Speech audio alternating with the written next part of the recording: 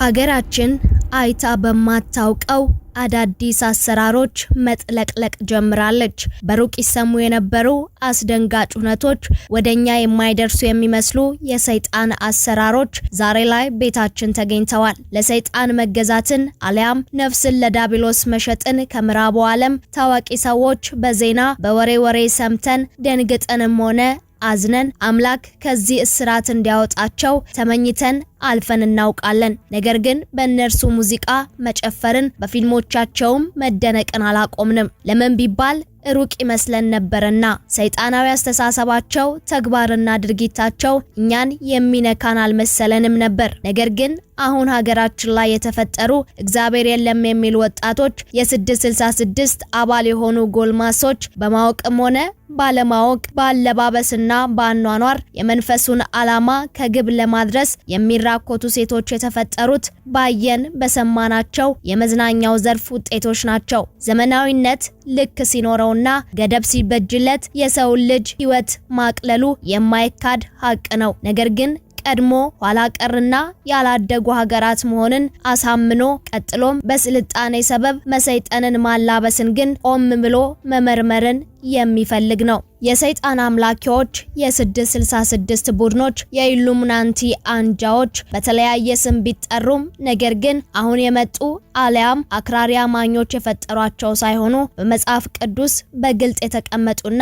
ስለሚፈጽሙት ተግባር ስለሚያከናውኑት ሁነት እንዲሁም መሰይጠናቸው ለራሳቸውን ብቻ ሳይሆን መንፈሳቸው ለሌሎች እንዲተርፍ የሚወስዷቸው እርምጃዎች በግልጽ ተቀምጠዋል። ለመሆኑ የአውሬው ቁጥር ምንድነው? የ666 ቁጥርስ ምንን ያመላክታል? ሰላም ጤና ይስጥልን ውድ የአማርያ ቲዩብ ቤተሰቦች፣ በዛሬው ቪዲዮ ሀገራችን ላይ በፍጥነት እየተከናወኑ ያሉትን ተግባራት ከዮሐንስ ራእይ ጋር እያሰናሰንን እንመለከታለን። እንዲሁም የ666 ቁጥር ምንነትን እንፈትሻለን። ቻናሉን ሰብስክራይብ ያላደረጋችሁ ተከታታዮች የደውል ምልክቷን በመጫን ቤተሰብ እንድትሆኑ እያስታወስን ቪዲዮውን ላይክ እና ሼር በማድረግ እስከ ፍጻሜው አብራችሁን እንድትቆዩ እንጋብዛለን። የመጽሐፍ ቅዱስ የመጨረሻው መጽሐፍ እንደሚጠቁመው ይህ ቁጥር ከባህር የወጣው እንዲሁም 10 ቀንዶችና 7 ራሶች ያሉት አውሬ ቁጥር ወይም ስም ነው። የዮሐንስ ራእይ ምዕራፍ 13 ከቁጥር 1 ላይ እንደምናገኘው አውሬው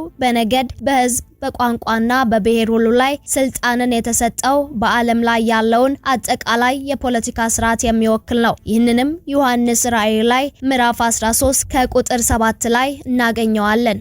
አውሬው 666 የተባለ ቁጥር የተሰጠው መሆኑ ደግሞ አውሬውን የሚወክለው ስርዓትን በአምላክ አይን ሲታይ በከፍተኛ ሁኔታ እንከን ያለበት መሆኑን የሚያመላክት ነው። እንዲህም የምንለው ቁጥሩ መጠሪያ ብቻ አይደለም። አምላክ የሚሰጣቸው ስሞች ከመጠሪያነት ባለፈ ትርጉም ያላቸው እንደሆነም ግልጽ ነው። ለምሳሌም ብንወስድ አምላክ የአብርሃምን ስም አባት የተባረከ ማለት ሲሆን ተቀይሮ ግን አብርሃም ሲባል የብዙ ህዝቦች አባት ማለት እንደሆነም እናውቃለን። አምላክ ይህንን ስም ለአብርሃም የሰጠው አብርሃምን የብዙ ህዝቦች አባት እንደሚያደርገው ቃል በገባለት ወቅት ነው። ይህንንም በዘፍጥረት ምዕራፍ 17 ከቁጥር 5 የምናገኘው ነው። በተመሳሳይም 666 የሚለው ስም አውሬው ምን ባህሪ እንዳለው የሚያመላክት መግለጫ ነው። 6 ቁጥር እንከንን ያመላክታል። በመጽሐፍ ቅዱስ ላይ የተጠቀሱ ቁጥሮች በአብዛኛው ጊዜ ምሳሌያዊ ትርጉም አላቸው። 7 ቁጥር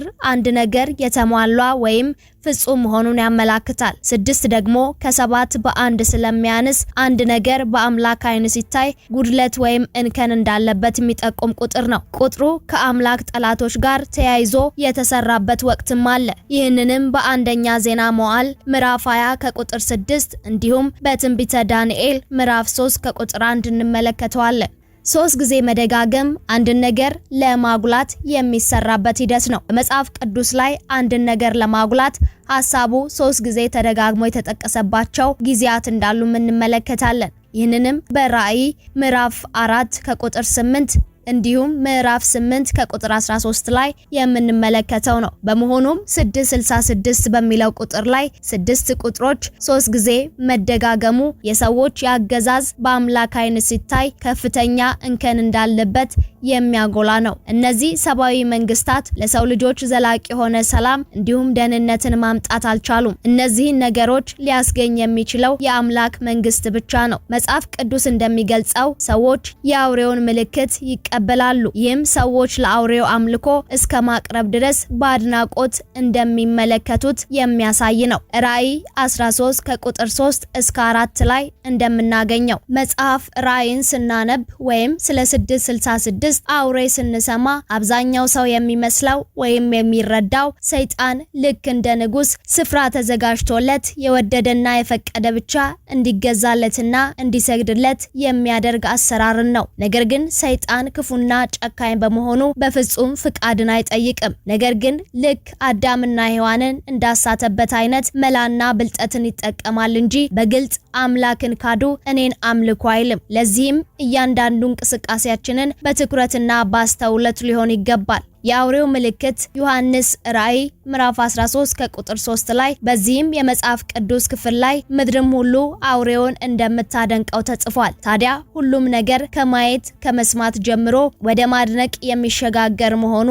ግልጽ ነው። እኛስ ዛሬ ላይ የምናደንቀው ምንድነው የሚለውን መመርመር ተገቢ ነው። የምናደንቀው የእግዚአብሔርን ስራ የፈጣሪን ቸርነት ነው ወይስ የምናደንቀው የዓለምን አሰራር ነው? አሊያም አላፊ ጠፊ የሆነውን የዓለምን ጥበብ በምናደንቀው ነገር ውስጥ የአውሬውን ስራ መኖር አለመኖሩን መመልከት ተገቢ ነው። ይህን የመጽሐፍ ቅዱስ ክፍል ስናነብ ሰዎች ይህንን ምልክት በክንዳቸውና በራሳቸው ላይ እንደሚያሳርፉት እናገኛለን። ታዲያ ሰዎች የአውሬውን ምልክት በቀኝ እጃቸው ወይም በግንባራቸው ላይ የሚያደርጉት እንዴት ነው ብለን እንጠይቃለን። ራእይ ምዕራፍ 13 ከቁጥር 16 አምላክ ለእስራኤላውያን የሰጣቸውን ሕግጋት በተመለከተ በእጆቻችሁ ላይ ምልክት አድርጋችሁ እሰሯቸው፣ በግንባራችሁም ላይ ይሁን ብሏቸው ነበር። ይህንንም የምናገኘው በዘዳግም ምዕራፍ 11 ከቁጥር 18 ላይ ነው። ይህም ሲባል እስራኤላውያን አልበቃል በእጆቻችሁና በግንባራችሁ ላይ ምልክት ያድርጉ ማለት አልነበረም። ከዚህ ይልቅ በድርጊታቸውም ሆነ በአስተሳሰባቸው በአምላክ ሕግጋት መመራት እንዳለባቸው የሚያሳስብ ነበር። በተመሳሳይ ሰዎች የአውሬውን ምልክት ያደርጋሉ ሲባል ሰውነታቸው ላይ 666 የሚለውን ቁጥር አሊያም ምልክት ያደርጋሉ ማለት ብቻም አይደለም። ነገር ግን ጉዳዩ ከምልክት የዘለለ ከቁጥርም የላቀ በመሆኑ ሰዎች የአውሬውን ምልክት ማድረጋቸው የፖለቲካው ስርዓት ህይወታቸውን እንዲቆጣጠር፣ የመዝናኛው ዘርፍ አስተሳሰባቸውን እንዲለውጥ፣ መብላት መጠጣታቸው ኑሯቸውን እንዲቀይር መፍቀዳቸውን የሚጠቁም ጽንሰ ሐሳብም ይዟል። ዛሬ ላይ በሀገራችን እየተመለከትን ያለነውም የቴክኖሎጂ መራቀቅ የፖለቲካው ስርዓት ያመጣው ውጤት ነው። በቀድሞ የፖለቲካ ስርዓት ውስጥ ይታይ የነበረው ሂደት ዛሬ ላይ ተቀይሯል። ሂደቱም የአውሬው ስርዓት መሆናቸውን የሚጠቁመው ራእይ ምዕራፍ 13 ከቁጥር 16 እንደተቀመጠው ታናናሾችና ታላላቆች፣ ባለጠጎችና ድሆችም፣ ጌቶችና ባሮችም ሁሉ በቀኝ እጃቸው በግንባራቸው ምልክት እንዲጽፉ ያደርጋል ይላል። ይህም ስርዓቱ ትንሽ ትልቅ ሳይል ሕፃን አዋቂ ሳይለይ የሚፈጸም መሆኑን ይገልጻል። ከሰሞኑም ስለ ዲጂታል መታወቂያ የተሰማው መረጃ ለዚህ ማሳያ ይሆናል። መታወቂያውን መያዝ ያለባቸው እድሜያቸው ለተለያዩ ተቋማዊ አገልግሎቶችን ለመጠቀም የደረሰ ወይም መታወቂያ የሚባለውን ካርድ ይዞ መገኘት ያለበት ብቻ ሳይሆን ህፃናትም እንዲሁም መኖሪያቸውን ጎዳና ላይ ያደረጉ ሰዎች ጭምር ይህን ዲጂታል መታወቂያ ማውጣት እንዳለባቸው ተገልጿል። ስለ ዲጂታል መታወቂያ ከዚህ ቀደም የሰራነውን ቪዲዮ እንድትመለከቱ እየጋበዝን አሰራሩ ግን ሁሉንም የመጠቅለል ግብ እንዳለው በዮሐንስ ራእይ ምዕራፍ 3 ከቁጥር 16 እንደተቀመጠ ልብ ማለት ያስፈልጋል። በመሆኑም በዮሐንስ ራእይ ምዕራፍ 13 ከቁጥር 9 እንደተቀመጠው ልብ ያለው ልብ ይበል ነውና ሰይጣን ግዘፍ ነስቶ በዙፋን ተገልጦ አምልኩኝ ስገዱልኝ እንደማይል ነገር ግን በተለያዩ ሴራዎች ፍጥረትን ወደ ጥልቁ እንደሚያግዝ በግልጽ ተቀምጧል። ይህም የማይታመን አሊያም ፌዝ እንዳይመስል በመጽሐፍ ቅዱስ የተቀመጠ ነው። ስለዚህም ከሰይጣን ሴራ ለማምለጥ በተግባሩም ላለመተባበር የምናይ የምንሰማውን መገምገም፣ የምናደንቀውን መለየት፣ የምንከተለውን ማወቅ ያስፈልጋል። መውጣት መግባታችን በአምላክ ትእዛዝ ውስጥ መሆኑን ማጤን ተገቢ ይሆናል። ይህን ካደረግን በሰይጣን ሴራ ውስጥ እንኳን ብንገባ አምላክ ውስጣችንን ያውቃልና በክህደት አይቆጥርብንም። እንዲህ አይነት መልእክት አዎንታዊ እንጂ የአምላክ አገልጋዮችን የሚያስፈራራና በፍርሃት እንዲርዱ የሚያደርግ አይደለም።